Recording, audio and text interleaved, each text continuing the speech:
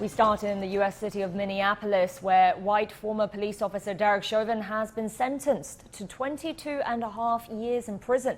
Chauvin was convicted of murder and manslaughter in April for pinning his knee on the neck of black man George Floyd for over 9 minutes last year. For more, let's go to Dan Williams in Minneapolis. Dan, so this sentence falls short of the 30 years that prosecutors had requested. How did the court reach this decision, and how's Floyd's family and the public reacting to it? Yes, Judge Peter Cahill, who was quite brief, it has to be said, in the courtroom when delivering his remarks around his sentence and his decision around that. But he did afterwards release a 22-page memorandum as to how he reached those decisions. He says that the key element for increasing this prison sentence above the Minnesota state's norm of 12.5 years, so 22.5 years. He said there were two aggravating factors that he said warranted that harsher sentence, and they are that Chauvin abused his position of trust and that Chauvin also treated Floyd without respect. But of course he had the potential of sending down a 40-year prison sentence. That was what the maximum sentence that he could deliver for second-degree murder. The prosecution, as you said, they had wanted 30 years, and there is the potential that Derek Chauvin could, with good behavior, be released from prison having served just 15 years. And it has to be said, here on this green outside the courthouse, there was a real sense of people feeling completely underwhelmed by this sentence. The expectation was much more towards that 30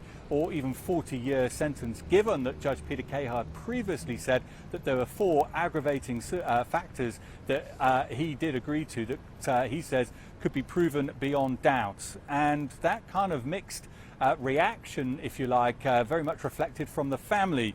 Bridget Floyd, George Floyd's sister, she says that it does show at least that that the situation, that what happened a year ago was taken seriously, so largely praising the 22.5 years. But Brandon Williams, who we heard from is one of the impact statements in the courthouse, he said that he thought that Derek Chauvin should have received life. He says it fell short, and what kind of message are we sending? But Ben Crump, the family attorney, he held the decision as historic. And of course, as we stand here today, a white police officer has now been sentenced to more than 2 decades in prison, and that is a significant amount, of course, given all the fears and the concerns back in April, potentially, and whether he would have been found guilty or not. So perhaps I was speaking to one legal expert before this sentencing. He said that normally in these cases both the defense and the prosecution will feel that they didn't get what they want, and seemingly that's the kind of atmosphere here in Minneapolis this evening. Well, Dan, of course, this case has been watched for more than just justice for the Floyd family. I mean, Floyd's death triggered a huge global protest and huge movements against racial injustice in the U.S. So what has changed in the country since his death in terms of that? Well, I guess the short answer is some things have, but seemingly, according to many activists and others that I've spoken to, just not enough. If we start with the positives, there has been some police reforms that have been enacted here in Minneapolis. They've put a ban on chokeholds. They've also defunded the Minneapolis Police Department here as well, moving some of that money over to other social issue projects. Whereas nearby Brooklyn Center, of course, that's where Daunte Wright was killed back in April. They've gone a step further. They've enacted both those police reforms, and they've also taken it a step further in terms of having unarmed officers attending certain situations, such as mental health situations.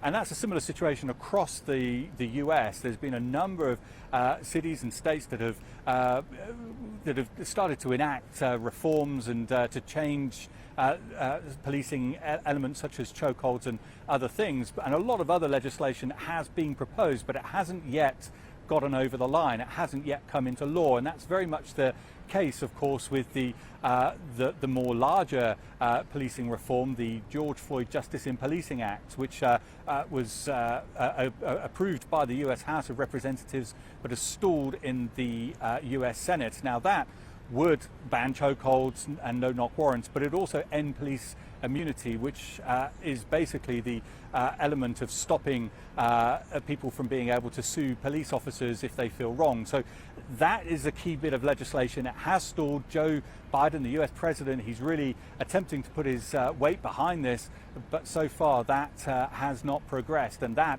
according to Ben Crump and the other family members here, that's the one key element that they want to gain from this. But there have been other elements that have changed in the US since then. Black Lives Matter as a movement that has increased significantly. We've seen people of all races, gender, ages coming out protesting against police brutality and calling for an end to systemic racism. So that's a big development. But again, we're seeing, again, even here tonight, there were a couple of hundred protesters calling for real reforms. There is a concern over the increased development in terms of white supremacy. That remains a key fear. There's, of course, been a huge uptick in hate crimes, especially against Asian Americans during the course of the COVID-19 pandemic. That's a major concern as well. And we've seen that increase in the far-right groups as well, and that's concerning US authorities